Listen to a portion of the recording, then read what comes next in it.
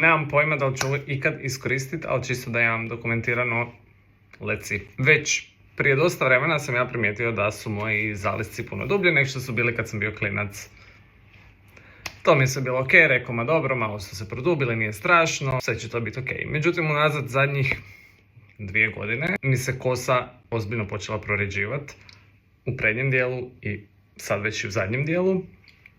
I odlučio sam nešto poduzeti po pitanju toga. Sam kod specijalista za kosu, kod trihologa. Pisala mi je oralni minoksidil i dutasterid. Samo želim pokazati situaciju. Znači ono što se događa, ova tu kosa je full kratka i ne raste, uvijek ostane takva. I ispada je ona očigled, doslovno.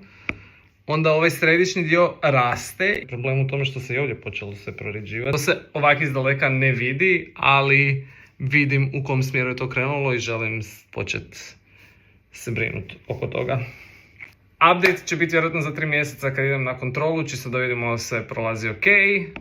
A možda i prije, nemam pojma, vidjet ćemo.